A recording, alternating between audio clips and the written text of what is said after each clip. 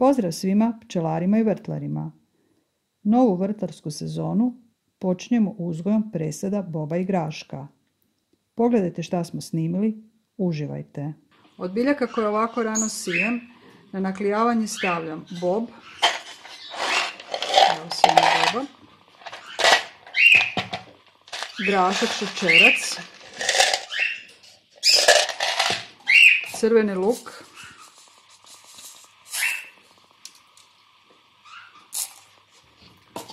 peršun,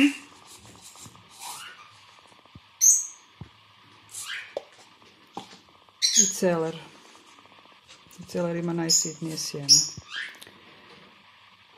Postupak naklijavanja kreće time da ove sjemenke potopimo u običnu vodovodnu vodu.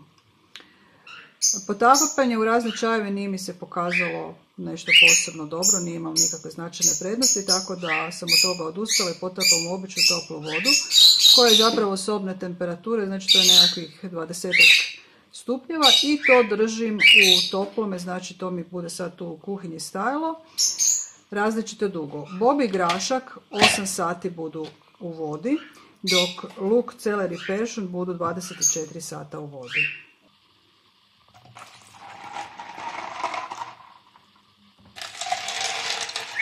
Bob i grašak se dosta napuhnu, pa treba vode staviti zapravo dosta. Bez obzira što je to kratko vrijeme, dosta se napuhnu. Luk, celer i peršun baš i ne.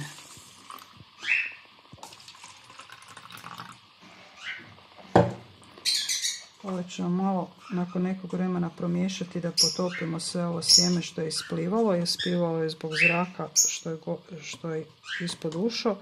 To je to. Znači to sad tako ostavljamo. Prošlo je 8 sati, zapravo malo više, nekakvih 9 sati je prošlo od kad smo namočili bob. Znači ovako izgleda namočena sjemenka boba. Jasno se vidi razlika između te sjemenke i sjemenke koja nije namakana. Evo, razlika je u veličini i ovo se točno vidi da je sjemenka nabubrila i dobila vodu. Što ćemo sad napraviti? Uzet ćemo obični kuhinski papir koji ćemo ovako lijepo presaviti i navlažiti ga. Bitno je da je papir mokar, ali ne smijemo u posljedicu u koju ga stavimo, ne smije plivati voda. Znači, te sjemenkice će traže vlagu, one će biti na vlažnom papiru.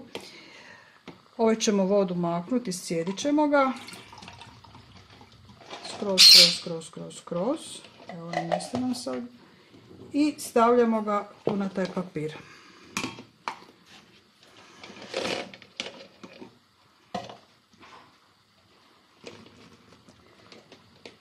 Tako. One su jedna na drugoj, to nije bitno. I sad uzimamo još jedan komad papira, presavimo, navlažimo ga, stavimo u posudicu. Evo još malo gore da je vlažno. I poklopimo plastičnim poklopcem i to ostavimo. Treba ćemo jedno par dana, 4-5 dana da se pojave onako klice. To ćemo provjeriti, svaki dan ćemo provjeriti da li nam je papir dovoljno vlažan i provjerit ćemo šta se događa sa sjemenkama. Znači klice će se pojaviti tu na ovim mjestima.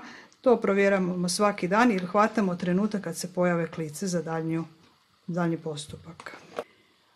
Sve što smo napravili sa bobom, napravit ćemo i sa graškom. Znači grašak se isto ne smije namakati preko noći ili ne znam cijeli dan, mora se isto namočiti nekakvih 8 do 9 sati. Znači to vrijedi za grašak, bob, grah, mahune. Nema dugog namakanja. Znači ista priča, odsjedimo sjemenke.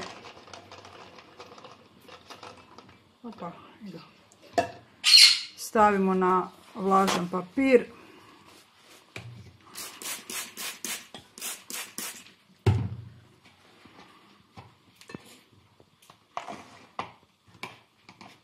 Pokrijemo drugim vlažnim papirom.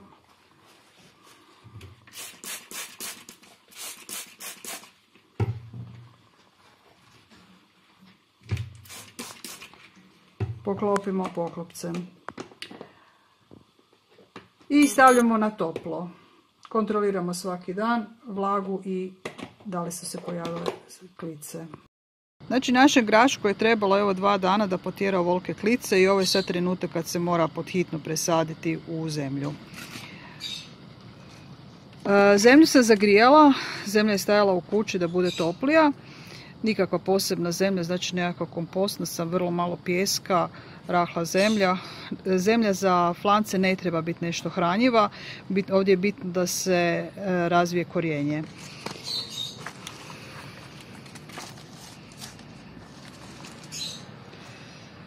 Stavljat ću po 6 zrna. Prednost naklijavanja je što se zapravo na svakom zrnu vidi klica i znamo sigurno da će ta biljka niknut, da će iz te sjemenke niknut biljka i to nam je, znači na tu biljku računamo, nema onog praznog hoda joj bude niklo, ne bude niklo, evo sve ovdje sigurno će iz svakog ovog zrna koji ima klicu narast biljka. Pokušavam nekakav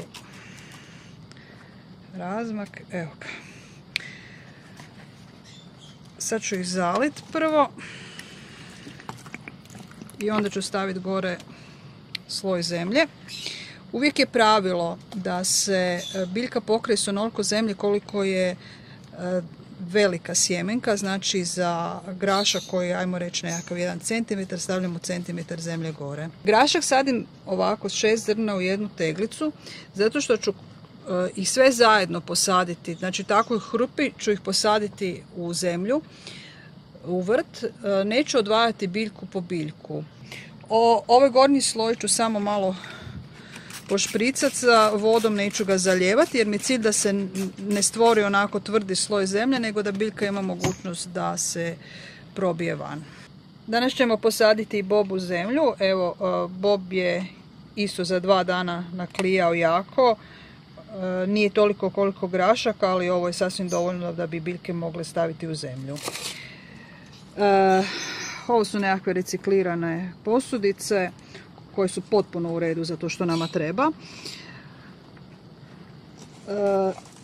Razlika između sadnje boba i graška je u tome što ćemo bob saditi po jednu biljku u ovu posudu od 2 deci. Zato što bob stvarno treba prostora, to je biljka koja je velika i koja stvarno treba prostora, pa ćemo ju saditi svaku zasebno.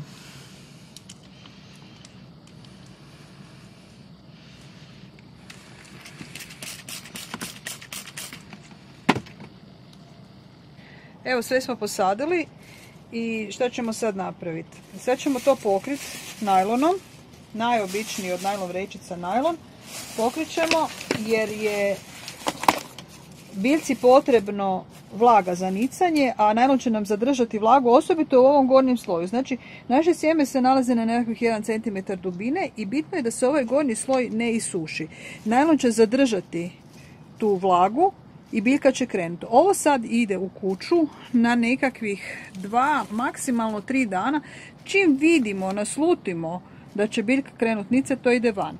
Ovo su biljke koje podnose lagane mrazove čak, mada ih mraz naravno zakoči, one ne rastu kad je ispod 0, ali im se ništa neće dogoditi, neće ih ozlijediti, neće se ništa dogoditi. Nekakvih 5 stupnjeva one lijepo rastu jer su to biljke koje podnose takve niske temperature, pa ćemo ih mi iznijeti van čim počnemo nicati jer južina je dosta toplo bez obzira što je 1. mjesec. Evo, bob nam je počeo nicat točno tjedan dana nakon što smo krenuli u postupak s njim, znači imali smo 1 dan namakanja, 2 dana je trebalo da počne klijati i evo 4 dana je trebalo da on krene kroz zemlju rast prema gore. Ovo je trenutak kad mora ići van jer u protivnom će se početi biljka izluživati u potrazi za svjetlom.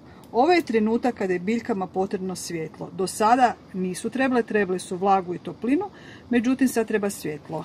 Bob ćemo smjestiti znači vani, preko dana je to ok jer dosta je toplo, međutim preko noći ćemo ga malo pokriti.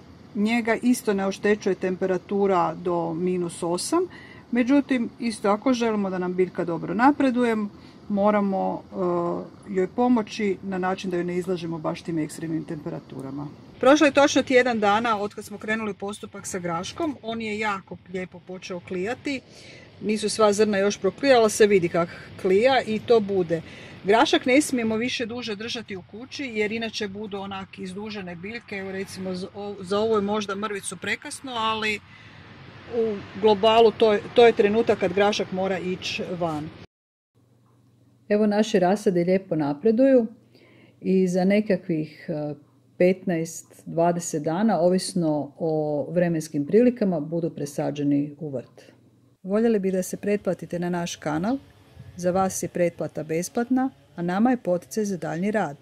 Dakle, samo kliknite na pretplati se.